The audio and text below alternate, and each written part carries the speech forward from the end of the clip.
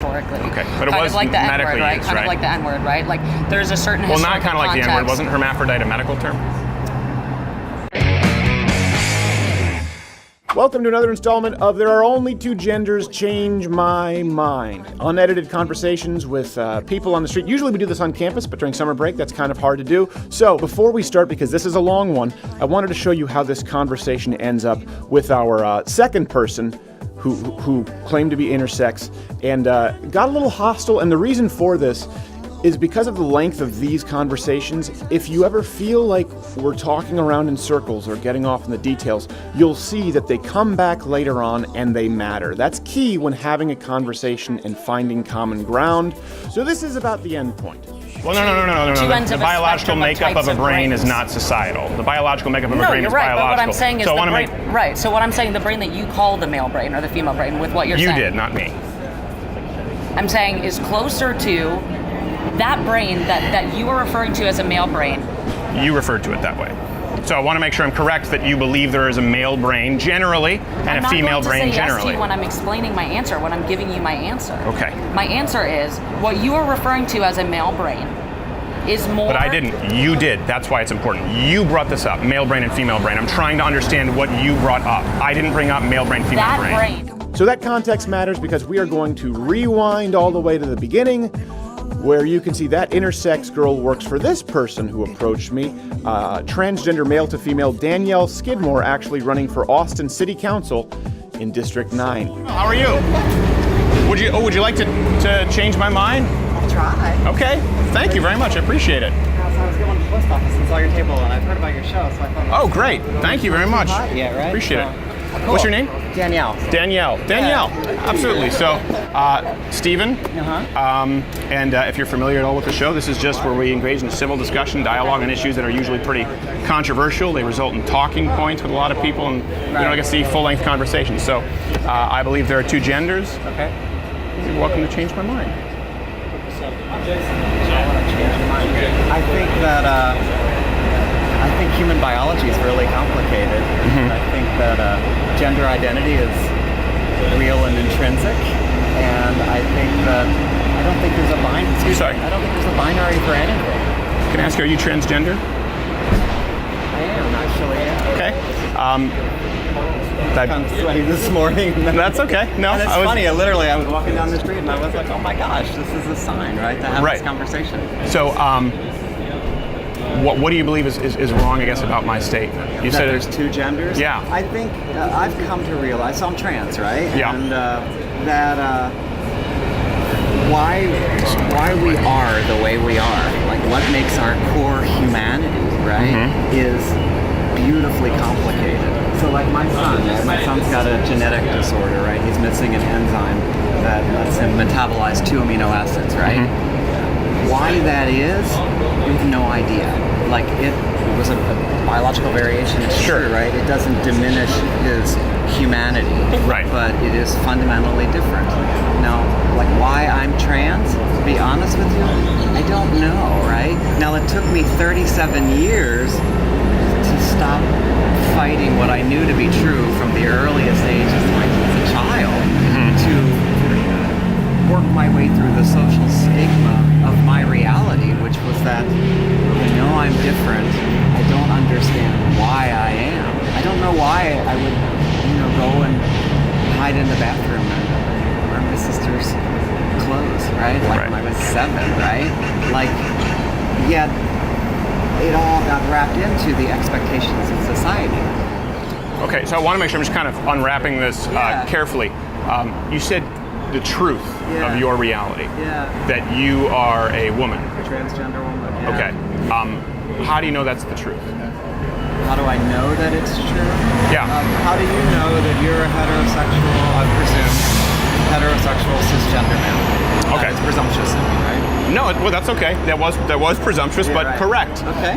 Well, I think this is obviously a big component of the LGBTQAI community that preferences, sexuality preferences. As far as I'm attracted to women, that's a preference, obviously. So it's innate. I was born, I like women, and biologically I was born a male because I have a penis and the hormonal profile and chromosomes of a male.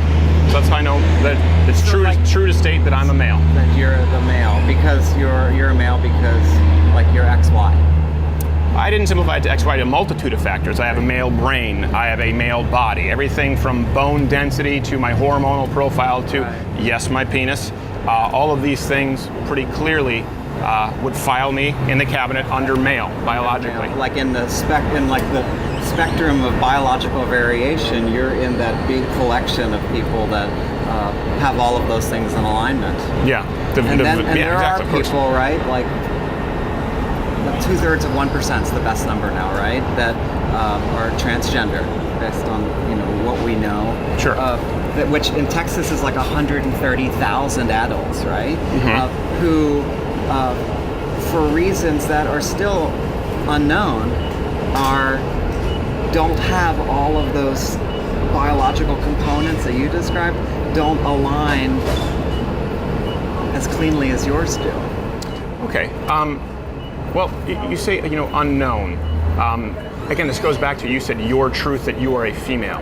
Yeah. You asked me, why am I a male? I hope that I've answered it as clearly as I can. Right. So I would return that same question to you, because I think we need to start with the presupposition. There needs to be the same amount of validity to our arguments as far as us rationalizing them. You said the truth that you are a female. Yeah. You were born a male. How do you know that's the truth? I was born a transgender woman. Okay, and how do you know that's the truth? How do I know that's the truth? Like, in what biological context? Is it validated? Is that the question? Yeah, how do you know that you're not simply a man who believes he's a woman? How do you, why are you, if you're heterosexual, why are you attracted to women? Well, there's a lot of biological mechanisms in there, namely to procreate since the beginning of civilization. If somebody is attracted, same-sex attracted, to a gay man, do you believe that that's not their intrinsic reality? Well, again, it's a sexual preference. And I think that's very important, because the sexual preference is different from biology, right? And this is what I find also pretty interesting to me, is right now they're teaching that, obviously you're born gay, but gender is a choice. And that, to me, I just don't agree with. So, Richard, how do you know? You say that you're a transgender, you were born a transgender woman, right? Yeah. But I would assume on your birth certificate it said male. Right. So at some point you made the decision to live the way that you live right now, correct? At some point I made the decision, it was almost a decade ago, to unpack all of the guilt and shame I felt for being different, right? And at some point I made the decision to unpeel guilt and shame, right, about my truth, and to start trying to reconcile it with the rest of my life, and to reconcile it with a society that is still pretty hostile to people who are different. So it was a question of no longer fighting against myself. Yeah. So, and then even after I did that, I spent another 6 years desperately trying to not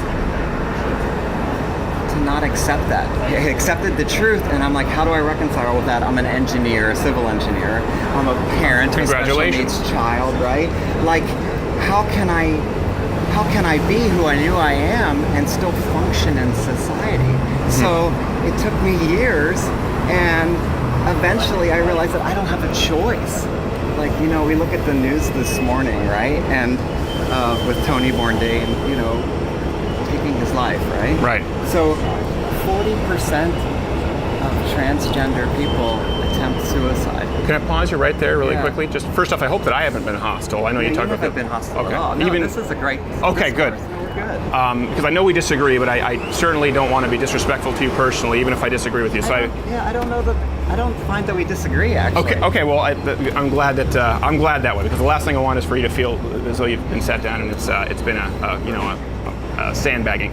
And you've brought up, Anthony Bourdain. You brought up the suicide rate. I think that's very important. It's about 41%. It doesn't get better after hormone replacement therapy, or even actually doing the full sex reassignment surgery. So here we are, right? I will disagree with you.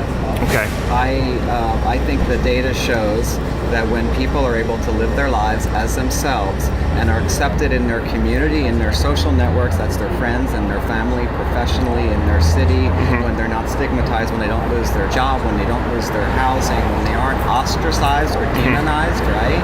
Like our state legislature spent the last spring and then called a special session essentially to demonize my existence based on somebody's, you know, I don't, honestly, sincerely held religious belief, I'm not sure why, but to basically challenge my very validity as a human being, right?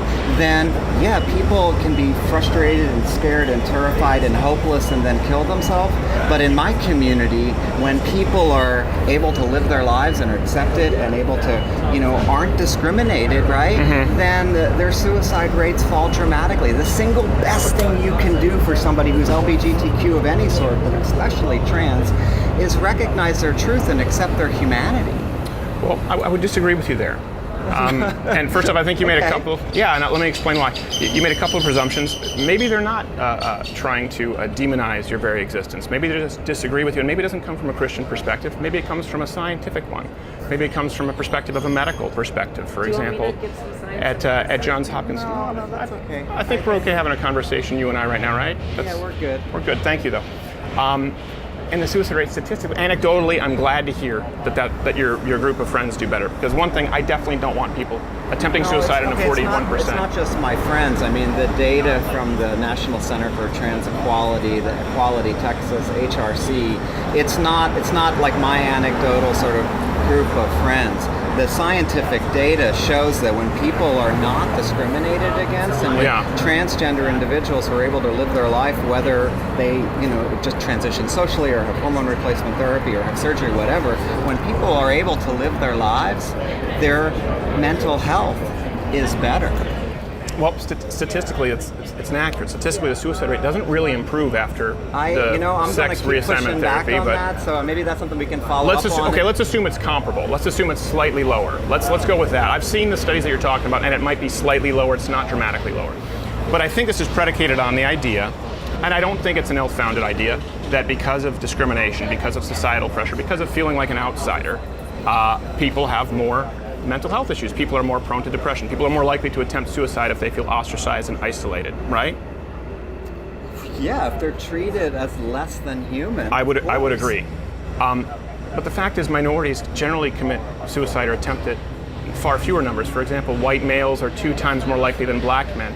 The transgender attempted suicide rate is higher than American slaves or Jews in concentration camps.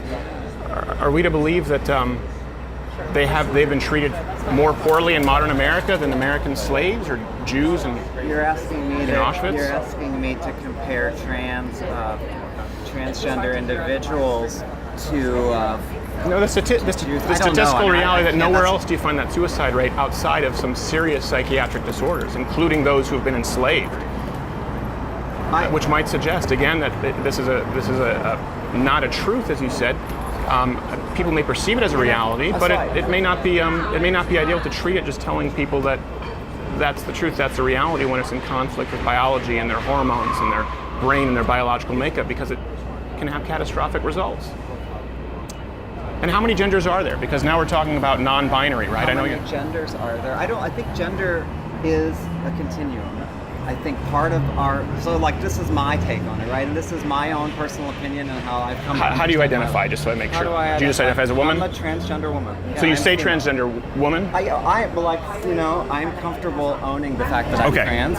I don't know that any of us has a responsibility to own anything about our own individuality. Like, I don't think anybody needs to walk down the street and say, "Hi, I am a heterosexual man," or "I am a homosexual woman," right? But for me, I'm comfortable being visible, right? Sure. I'm lucky that I get to live in Austin and I get to be visible and not suffer too many consequences. Mm-hmm. Now, the reality is, I am a very small sliver of the trans population. Right. If I weren't white and professional, right? My murder rate, if I were an African-American transgender woman, I'd be 30 times more likely to be murdered than I am. So African-American men are much more likely to be murdered than white men too. So a big part of that is not necessarily trans. Race is real, right? And that's by other black people too. race is a component of all of our interactions in society. I But think gender, it's okay, so important back to on- my truth, right? Yeah. So like, our gender identity, who we are in our brain from birth, before we're talking about any kind of hormonal replacement, okay? Yeah. Is varies across all of us. I'm at peace with.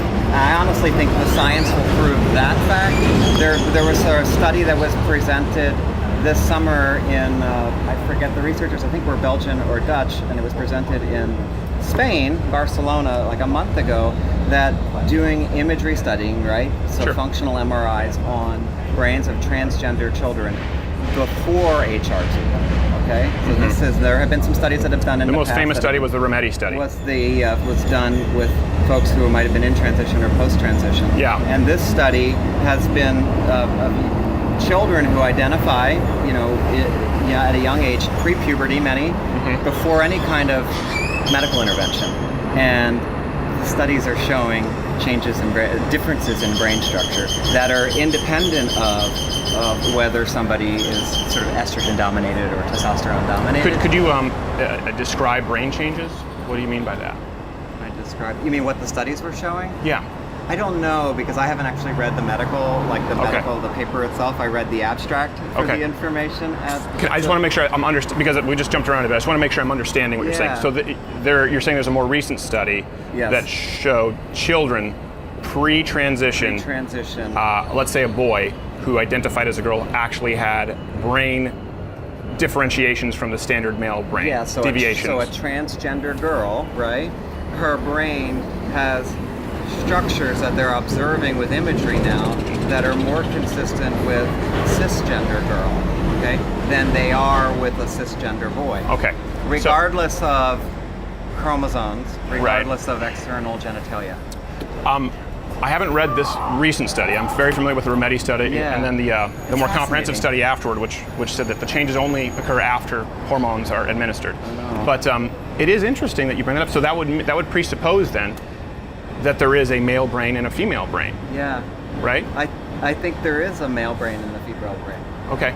So then that would sort of that would have to dispel the idea that gender is a social expression, because you said it's a spectrum. But if there is a male and a female brain, so that's a good point, right? Then how can someone be born with a male brain as a female? As humans, I think our gender identity, okay, is real and intrinsic and based in biology. That's something that took me 4 decades to work through. Sure. Because of everything else socially around us, the pressures for conformity, conforming, and because, quite honestly, being trans isn't easy. Oh, I can't imagine. What I'm saying, right? So, and all of my friends, everybody that when I finally came out and started coming out, and I have building this huge trans community, my circle of trans friends, almost universally, like when we talk to each other, we all have the same lived experiences, that we knew this from a very early age. And what we struggle with is, how do we reconcile that with the rest of society? So yes, I think gender is real and intrinsic. So you do believe there's a male brain and a female brain? I think that all of our brains very beautifully so, and I think that there are brains that are primarily male or female. I think there are brains, when we talk about somebody who might be gender non-binary, who are somewhere in between. They are. I don't think that there's a binary for anything. But your point about the how many genders are there? How many genders are there? Because you talked about demonizing people, and I don't want to demonize anybody. No. I don't want. Noise. Sorry, it gets a little noisy. The last guy was going out with a Harley. It's Rat Rally this weekend. Oh, is it? Oh, okay. What was I talking about? Sorry, before that truck went by. I don't want to genders. I don't want to demonize anybody. And of course, when you're looking at state laws that misgendering could be considered some form of assault, or misgendering could be hate speech, it's important, if you're presenting this argument as your truth. Is somebody proposing legislation that it exists in Canada already. Misgendering is already a crime, and it's been proposed here in the United States, and so it's very important that if we do that. Let me just clarify, okay? because I spent a lot of time at the Capitol, right, last year, and I don't know. I hope I don't have to spend a lot of time next year at the Capitol, but I sense I may. All of us feel the same way. I know, right? Yeah. Let's argue about other things. It's not exactly a party. But I don't see. I haven't seen anybody proposing that somebody using the wrong pronouns for. Oh yeah, it happens all over the place. For example, in New York, if you're a landlord and you do it, you can be sued. And in Canada, Jordan Peterson is someone I would really look up. This where I was is an raised. example where, like, I'm not going to argue or disagree with you because I don't like without the. So you wouldn't want any kind of laws like that, the misgender. You wouldn't want any pronoun laws or anything like that, then. Pronoun laws? No, I mean I think Good, that okay, we'd our agree. community, right? I think that we should have protection, non-discrimination protection that's afforded to, you know. Well, then it has so to be many people. defined like any other protected group. So it's important. I mean, you've talked about your truth and you living within society. Yeah. I think the issue with people who disagree with it, first off, the biological basis, obviously the suicide rate, there are a lot of concerns, but also right now we're restructuring all of society, Western society, to accommodate less than 1% of the population. How are we restructuring? And if we're going to, if I may just finish. Yeah, please. If we're going to do that, I think it's important for me to know if I need to use the right pronouns and not be accused of demonizing someone, even accidentally. How many pronouns are there? How many genders are there? Okay, well let me push back. Okay, I think if you use the wrong pronoun, right? If I said, that if I use she, her for you, right? Sure. I made a mistake, right? That's a mistake, right? And if somebody, I think it would be a deliberate insult. You're not making. This wouldn't be a mistake. You looked at me and assumed, as you said, male, heterosexual, and that's fine. I have no problem at with this it. point, if I chose to use she, but if I'm talking and I say, she instead of he, or make like just that, right? Get it wrong, and then somebody says, hey, it's she, right? It's a term. It would be respectful, right? What if someone says Z? What if someone has a different gender that's not in the binary and wants a new pronoun? And what if I won't be compelled to use their language? Right? So languages. How many genders are there? How many genders? How many are there? pronouns are there? What do we do with people who don't use the proper pronouns? I think we treat everybody with respect, right? So if you came to me and said, I would prefer that you use they, them, right? Because I'm non-binary, or Z0, okay? Which is like... a new term, yeah. Which is actually an old term. Z0 is older than they, them, right? And linguists will debate, which is more linguistically correct. And I think that, language is an attempt to describe our society. So if you asked me to use they, them, I would work to use they, them because I want to respect you, right? But now, if I inadvertently said he, right, instead, I wouldn't consider that hate speech, right? Well, for example, I asked you if you were transgender when you sat down. Yeah. I've asked people that who were transgender, and they were immediately very offended. Yeah. But again, I have to know so that I don't misgender you, so that I don't get into trouble. This is a society we created. It divides us more than it unites us. And I tried to ask you in a respectful way with that, but I don't think it divides us. Well, at you all. should have seen this lady in Ann Arbor. She wasn't happy about it. She wasn't happy that you asked? Yeah, transgender. Well, I think it's a very personal question, right? And I don't think it's very... If we go back to how many genders are there, how many pronouns are there, if we're going to restructure society, I think we need to know. Yeah, but let's go back to why does my gender identity, in normal moving about society, right? Yeah. Why does whether I'm trans or not matter to you? Yeah, well, because it's a central building block for society, the American family. We see statistically that children do better with a mother and a father in the household. It's the biggest determining factor. All right. It's the biggest determining factor in poverty, crime, whether they go on to college, whether they end up in prison, whether they have a family of their own, happiness, mental illness. Mom and dad, and his dad specifically, still in the household. I mean, we talk about these social programs, welfare, we talk about improving education. If we could have more families with a mother and a father with the children, there would be nothing that could affect the productivity and the outcome for children. You. Yeah. Am I a lesser parent to my son because I'm trans? I believe that all children, blanket statement, do better with a mother and a father in the household. What about that family arrangement is intrinsically better than a mother and another mother, or two fathers, or a mother and a transgender mother? It's a fair question. I believe that. What about it is better, other than it's not the majority? Right. But how is that intrinsically better? Right. Well, the reason the statistics would reflect that, as far as productivity and outcomes with children, is because, and in my so that these are the statistics. My opinion and again, you have a lot of sociologists and scientists who look at this, I think it's pretty straightforward. I don't believe that two mothers can provide everything that a mother and a father can provide a child, and I don't believe that two fathers can provide everything that a mother and a father can provide a child. I don't believe men and women are interchangeable, and I think that's the core issue right now. Okay, when we say gender's non-binary, that it's a spectrum, and we haven't gotten definitive answers on any of this, we're saying that gender is definitive answers. That's the. I think we do. I think we do. Yeah, I don't know that we do. I don't like in my life when I'm moving about the world, right? Yeah. When I'm practicing as an engineer, taking care of my son, like what do my chromosomes look like is not. It has nothing to do with how I'm able to interact in society and how I'm able to take care of him. And I think it has a lot to do with it. I'll tell you my lived experience is that I am just as capable of taking care of my son now as I was before, and in many ways better, because I'm no longer fighting with the crushing burden of knowing something to be true, right? And not being able to live it. So then when you talk about people in a family that is a mother and a father being somehow healthier for children, I come back to so much of the health in our families and in our lives has to do with everything else in our social stigma that we're living with. So yeah, something, my reality now as living in your world. You keep saying my reality, my truth. My truth. What's the reality? The truth, I think, is what matters to find common ground. What's my the truth? truth? Is the truth for me. It's that simple. That's just another way of saying my truth. What's the truth? Biologically, what's the truth scientifically? The truth biologically is all creatures are phenomenally complicated, and the truth biologically is different for every one of us. Peter's truth biologically is different, but it doesn't make him any less human. No, it doesn't make him any less human. So there is no truth. Just like an 8-week-old fetus is no less human than a baby, and that's why I'm pro-life. This is human DNA. This is a genetic code that determines your. So then the idea.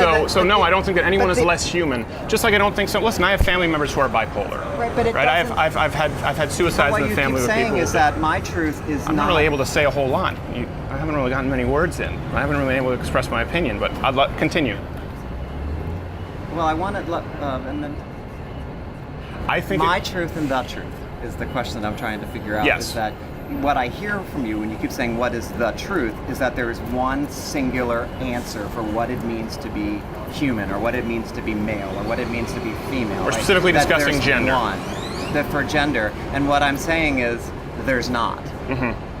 There isn't. There's never been through history. There's never been. When you look at literature all the way back into the Bible, it reflects. The historical record reflects that our biology. Our humanity has always been beautifully complicated. So it's not. This is not. I don't disagree with that statement, but I do disagree with the idea that gender is a spectrum, and that there's a limitless amount. I just disagree with that. Yeah, I know. There's lots of people. I know. I know you do, right? What was your name again? Danielle. Danielle. Thank you, Danielle. I appreciate you taking the time. Too. It's good. I hope this has been productive for you as well as myself. I really do appreciate you sitting down and we're having a civil dialogue, even if we disagree. Listen, honesty above civility, yeah. But I think you should have both. Can I ask a request? Yes. Actually, is that imagine a world where people were debating whether you were as legitimate in your humanity as you. I'm not debating that you're legitimate in your humanity. I know, just as I'm not debating that my relative who's bipolar is legitimate in humanity. But I'm saying, imagine a world where you are. Yeah, but I'm not. I'm not suggesting you. I'm talking about our society right now. I think you're misconstruing. I think if someone says there's two genders, you think that's demonization. No, I think that's demonizing. I'm asking you to have to go into your headspace. Sure. Imagine navigating a world where people will come up and actually challenge your legitimacy. Yeah, which I've done. My truth, right, the truth. Which I've done. I'll grant you that I've done. Yeah, and imagine living in that space where strangers can debate whether or not you are as legitimate. Yeah. That's all I ask. It's not about legitimate. It's about the truth. They're debating as to whether or not it's the truth. Legitimacy and the truth. So what's the difference between those? Yeah, there's a big difference when it's your truth or my truth, and we're talking about legitimacy. Legitimacy would be much more congruent with the truth. And so if someone says gender is not a spectrum, if if someone says there are two genders, and that the biological research would back this up, and that I don't think it's productive to continue down this trail, certainly of a limitless gender spectrum. That's not questioning your legitimacy as a human. That is questioning the nature of the condition, the nature of how you identify and why that is the case, and the ramifications societally. So then you're implying that there's something wrong with me. I'm implying that I believe you're incorrect. I believe you were born a male, and I still would believe that you're a male. Yeah, I won't misgender you. So I don't be imagine rude. a world where people could tell you that you're incorrect. That happens all the time. Yeah, it's not a good feeling, but this is an issue. No, I appreciate it, Danielle. Thank you very much. I think a friend here would like to get in. Thank you very much. I appreciate you taking the time. Now enters previously mentioned Danielle's intersex employee. You'll note a little different tone.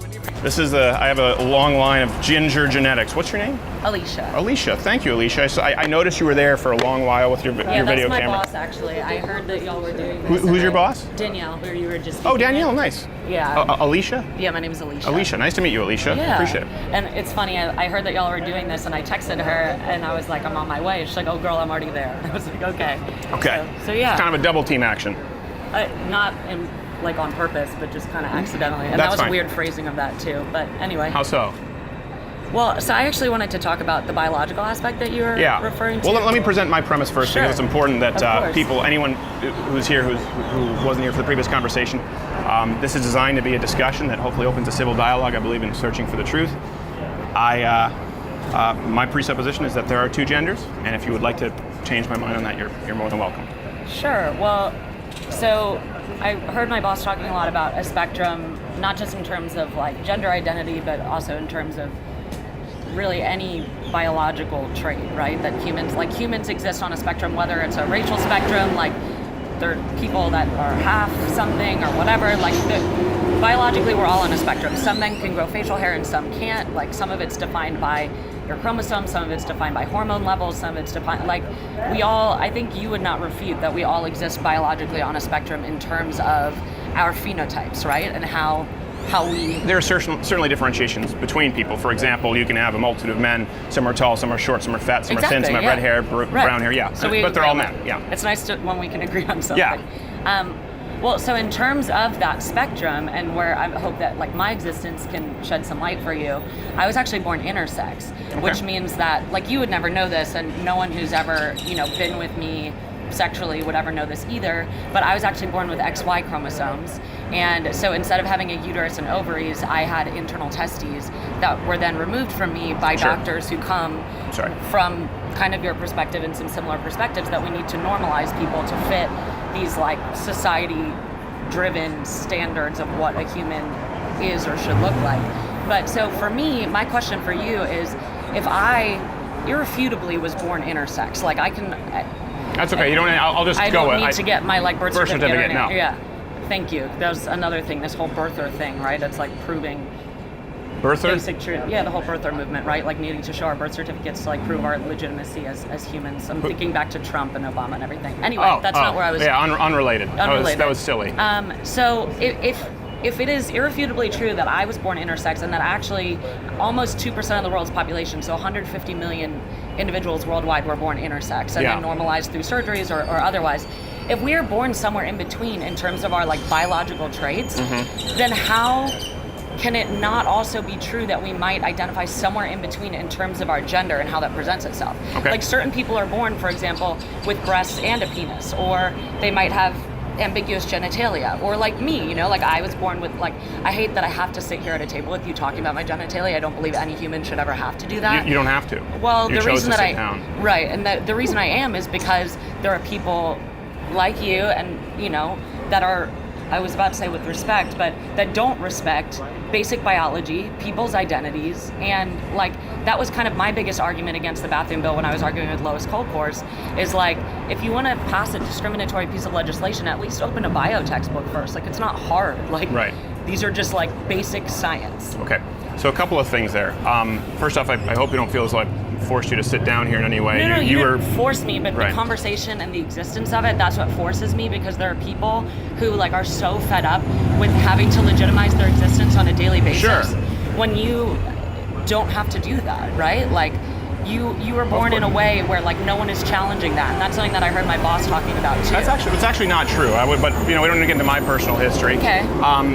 So you mentioned a couple of things there. I want to sort of. Is there any water for? There isn't. We used to until we realized that it was a legal liability. If maybe Danielle can get you a bottle of water, because the last thing you want is someone saying that I poisoned you. When I would never do that. Yeah. I'm sure you can understand. So you mentioned basic biology textbook, and then you immediately followed up with how someone identifies. Yeah. I think they're two separate issues. Now I understand that you're intersex. We've talked about this with several. Right. So then, what do you think in relation to that? Yeah. So we've talked about intersex. So another thing I would strongly disagree with.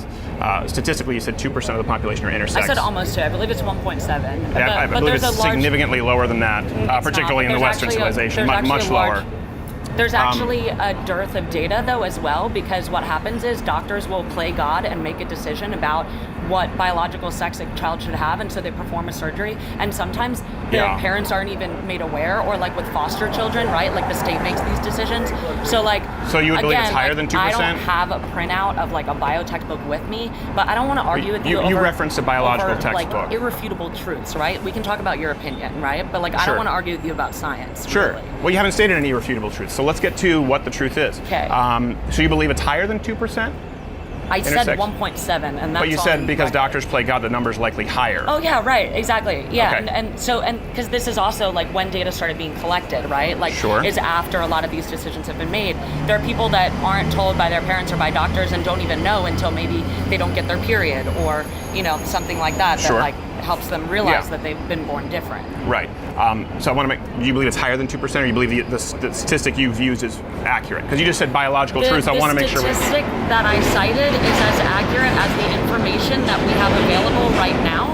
Okay. But that information, as I just mentioned, is not necessarily fully comprehensive. Sure. So you believe it could be higher. I want to make it sure. Decisions that are made by doctors. Okay. I would say the statistic is significantly lower from the literature that I've read. But again, let's remove intersex from the table, because when we're talking about transgender, we're not generally talking about intersex. So intersex Klinefelters, there are genetic anomalies. But that was my question. Yeah, well, let me answer. Can I answer your question? Between, then why would their gender? So biologically, they're born in between. Am I going to be allowed to answer at any point here? But let me just clarify my question, because you said I'm talking about intersex and you're talking about transgender. But for me, this is related, because if people are born in between, like in terms of physical manifestation, right? Sure. So then why should they have to choose I'm a male or a female if they were not born a male or a female? Like, yeah, that's my question. Okay, so I'm going to go back to answering your question. Yeah. All of this was very imperative in answering your question, because you said biological realities, people need to read a textbook, and then you mentioned how somebody expresses themselves, how they identify. There are two different issues. I'd like to address them separately if we can. But they're because not I separate. agree. That because is my I question. You well, let me answer my question. I am answering your question. If people are biologically so if we take born away, I'm just going to keep between, talking as though you're polite here. So if we take intersex and we take, for example, Klinefelters. We take, for example, intersex, we take Klinefelters, we take genetic anomalies that are very outside of the norm. So, for example, there are some people, we've talked about this earlier, there are some people who are born without feet. There are some people who are born with webbed hands. There are some people who are born with 12 fingers and toes. But what we teach in biology class is that human beings have 2 arms, 2 legs, 2 feet, 10 fingers and toes. We don't teach biology. We don't identify biology based on certain based on outsiders. Yeah, we don't. That's not how we teach biology. So that's not how doctors treat biology. So let me go to your. So I want to separate what we were talking about there, intersex and a very small percentage versus transgenderism, people who choose to identify who aren't born that way. But because you keep pressuring me on that, let's go to intersex. Let me ask you this: were you among the statistical reality where you had some very distinct primary sex characteristics as intersex? Because the vast majority of people born intersex are not LGBTQAIP activists. They're people who are born with very clearly identifying traits. It's not just right in between. The vast majority have micro penis and large clitoris, internal testes, and it's pretty easy to identify. So was that the case with you? Yes, I was identified at birth as being intersex. Okay, but not everyone is, because as I mentioned, no, was it the case where you were identified as a female pretty quickly? You had primary sex-defining traits in that of a female? Well, I was assigned a female because of the choice of the doctor that worked on me, right? But I was born in between. So for me, a doctor made a choice that even though I was born in between, even though they knew because of a amniocentesis, so they knew before I was born that I had XY chromosomes, but because I was born with a vagina, they knew that I was intersex, but because there's a doctor, again, who plays God and makes a decision because it's all what's going to go on the birth certificate. I was assigned female at birth. Okay, so you didn't transition later on in life? No. Okay. So my question again for you is just because the statistics would reflect that the overwhelming majority of people born intersex are not just born directly in between the two. There's a very clear delineation with identifying sexual characteristics with male and female. That's so not true. There's chimerism. There's no. It is true. But so moving on from the intersex, if we remove that, I think that what you're saying is correct. I would certainly separate you. Telling someone who is born a certain way that you know more about the science of my existence than I do. I'm not. The literature is there. If we want to talk about our sides agreeing or being able to have productive conversations, I think that maybe that's a first step in y'all's camp, is like not assuming that you know better than everyone else who've lived a certain experience. I don't. Just like I don't interrupt. Well, I'm sorry. You're interrupting my day by questioning my existence and my boss's existence. So I'm not going to apologize for interrupting. I didn't question your existence. I haven't questioned your existence, and I haven't interrupted you, and I haven't said that I know more than you. Only you have done that in this conversation. So right now we're at a crossroads. We want to continue with this conversation and it to be civil and to disagree. I'm just glad this is being televised or whatever, recorded. As am I. I look forward to watching it after. So if we remove intersex and very small percentage of outliers, let's say it's the 1.7, I don't agree, but we'll go with that. Now we're addressing the transgender issue, that gender is a spectrum. So yes. Why? How many genders are there? Why do we go with that? Because that's very separate from genetic anomalies of intersex. Right. Gender is a societal construct. So, as my boss mentioned, there is a spectrum. So some people identify purely female or purely male. Some people identify in between. You already talked about the different pronouns that are available. And it's based on your something intrinsic that you were born with in your head. So we've proven, for example, that in terms of sexual orientation, that being gay is not a disorder. It's just like a biological reality. It's a human condition, right?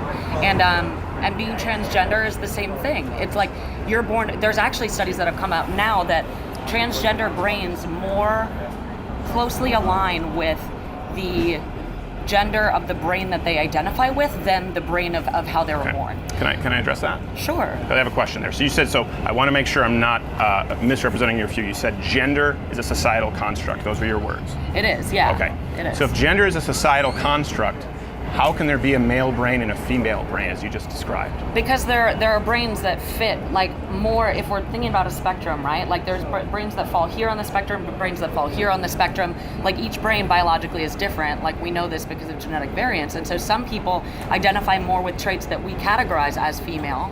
And so those brains look more similar to those who... I'm sorry, but you're taking you said it's a societal construct, and now you're making a biological argument. Is there biologically a male brain and a female brain that are different? There is biologically a brain that is closer to a binary example of how people who identify as male and present that way. Their brain looks more similar. And so even if they have been born with a body that, based on what we talk about in society, or, phenotypically, like having certain like genitalia or, gonads that we would say are female, their brain still looks more biologically similar, like when doing a brain scan, to someone who identifies as male. Like there are certain types of brain that exist on that spectrum. Can you see how for me that's not a super clear answer? And I want to make sure that I don't get your presupposition incorrect. There are generally male brains. I do a lot of generally female. So I know that getting people to repeat the same answer. No, it's not. None of this will be looking for like an outlier that you can then cut and splice into something. But none of this will be edited. I'm happy to answer another question if you like. None of this will be edited. Okay. None of it. All of this from beginning to end. If this goes up, if this interview, we don't put up an interview that is edited. So I want to make sure that I understand your point of view here. They're generally considered a male brain biologically. And there is generally what is considered a female brain biologically. Right, by how we as a society define male and female, but they're just like two ends of a spectrum. The biological makeup of a brain is not societal. The biological makeup of a brain is biological. But what I'm saying is so what I'm saying, the brain that you call the male brain or the female brain, with what you're saying. You did, not me. I'm saying is closer to that brain that you are referring to as a male brain. You referred to it that way. So I want to make sure I'm correct that you believe there is a male brain generally and a female brain generally. I'm not going to say yes to you when I'm explaining my answer, when I'm giving you my answer. Okay. My answer is what you are referring to as a male brain is more... But I didn't. You did. That's why it's important. You brought this up, male brain and female brain. I'm trying to understand what you brought up. I didn't bring up male brain, female that brain. That brain is what society is referring to as a male brain. Whether that person was born, regardless of their genitalia and their physical presentation to the world, their brains are more similar in certain ways. And that is because there's a spectrum of types of brains. And so there's a brain that's like that, and then there's a brain that's slightly to the right on the spectrum, and then one that's slightly to the right of that. And there's this whole spectrum of types of brains, just as there is a spectrum of types of skin color or facial hair, all these different things that we've talked about, right? And so what we have found is there is actually a correlation between this identity and a brain that looks a certain way. So people aren't making something up. It's like something that intrinsically that they are born feeling and identifying in this way, right? Feeling and identifying in a way, okay? Yeah. And this is important because the biology and the identification are two very different things.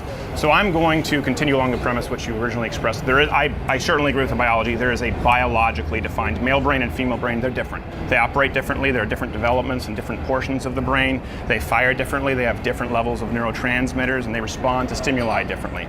There is a male brain and a female brain, absolutely. And there are some anomalies. There are some very acute number of outliers in between, but not much. There is a male brain and a female brain. Okay, well, the entire world exists on a spectrum. And then there are limitless genders and limitless brains. How do you determine what's right with the literature? How do you run a scientific study if you're saying there's a limitless number of brain types and a limitless number of identification types? How do you line that up as a study? If myself does not threaten your daily existence, then why do you care? It does. It does. It doesn't threaten my existence. I believe the restructuring of Western civilization based on, I don't believe gender is fundamentally interchangeable. I don't believe men and women are interchangeable. So only Western civilization is right, is what you're saying? Because that's a different conversation, but yes. Really? Yes. So the whole white supremacist and Western perception of society is what is right? I don't believe white supremacy is right at all. Well, Western civilization is arguably founded by the colonization by white people of people of color that existed already. No, Western civilization is not founded on white supremacy at all. So I believe Western civilization, the civilization that allows people to live freely, the civilization that freed slaves, the civilization that brought you that iPhone, technology, paved roads, plumbing. The Romans did that earlier on, but it was very primitive. Yeah, I believe Western civilization is right. And a fundamental role in Western civilization is that of male and female. And I believe that that is very important as it relates to what we teach children, very important as to how we rear children, very important as to how we jail people if we're going to define pronouns, if we're going to define gender identification. I think it's important if we're going to change the entire fabric, the makeup, to identify what it is. So with that, how many genders are there? You'll have to excuse me that I'm having trouble engaging with someone who feels that Western civilization is the right way, which is founded in these certain principles that I just mentioned. It's not, and the only way. And that America First mentality is actually what's causing the degradation and like our falling of our status in the world is American exceptionalism. Really? Or your exceptionalism of your viewpoint. If you really want to say change my mind, your mind is not open to other ways of thinking. Well, here's one thing. If you're looking to change somebody's mind, coming in very aggressive and interrupting. I'm angry. I'm not. But that's not a good way to change somebody's mind. You ask me a question and then I try to answer it and then you stop me halfway through and ask me a different question or tell me that I'm not responding to your question. So forgive me if I'm frustrated. Yeah, well, I'm just trying to get clear answers to understand your presupposition. And then you were the one who brought up, for example, male brain, female brain, and said no brains exist in the spectrum. Let me bring this up. This is a very new thing, you know. The modern gender theory, it's not a new the gender thing. non-binary. Where does it stem from? It doesn't. That's not the question. Again, you're asking No, multiple I'm asking you because you said it's not a new thing. I'm saying it is a new thing. It's not a new thing. If you okay, so where does it come Greek from? or Roman mythology, there's all different types of humans. If you look at Hinduism or certain religions outside of your white, I imagine you're Christian, correct? Yeah. Right. Outside of that societal and worldview, there are a lot of different texts that are very, very old that talk about all different types of people. Yeah. That talk about trans people, intersex people that used to be referred to as hermaphrodites, which is a phrase that we don't prefer anymore. We find it to be very triggering and offensive because of the way that it's been used historically. Okay, but it kind was of like the medically N-word, right? used, Kind right? of like the N-word, right? Like there's a certain well, not historical kind of like the context. N-word. Wasn't hermaphrodite a medical term? No, now the medical term is intersex because the medical community understands that certain phrases then are used to marginalize other human beings, and so people stop Was it a using medical them. term? And so people stop using them. Was it a medical term? So medically, there also used to be something called phrenology, which was measuring like the heads of black people and saying that they were like scientifically Okay. less than others. The only reason Science I evolves asked- all the time. the You're only- asking if it was a medical term. Yeah. There also It were wasn't- medical it was a terms medical like term. phrenology Well, that you are now compared shown to it- be very racist and bigoted and outdated and Sure. marginalizing. The reason I bring it up- and things that kind and open-minded humans do not use. Sure, well- that is my response to your question. Well, I'd the be reason I happy bring it to up is answer another because question. you brought up hermaphrodite and compared it to the N-word. Was the N-word ever a medical term? You know, I don't. And the reason this matters, again, is yesterday's medical term is today's hate speech. Society can't keep up. And that's why definitions matter. That's why gender So matters. it's That's so why hard for people biological to need to studies keep matter. up. Like, it's so hard for those people and not the people who are being marginalized. Yes, I believe it's important. I believe it's important for both You know people what? to be in a I society appreciate that having functions. the conversation. I really do. Thank you very much. I appreciate it. I appreciate it. I'm sorry I don't have a box of tissues. So let me give for you, real quick. Please don't. Simone de Beauvoir in 1949. That's where modern gender theory started. Then it goes to Judith Butler in the 80s and 90s. Hey there, YouTube viewer. You like Samantha Bee? Of course not, because you actually made it to this end card. You are a miracle of the internet. I would say subscribe or hit the notification button, but I don't really know what that means on YouTube. You might not get notified anyway, but you can join up at loudwithcrowder.com/mug-club. That's Mug Club, this wonderful hand-etched mug, and you get to watch not only clips, but the full 1 hour daily show every single day. That was ridiculous.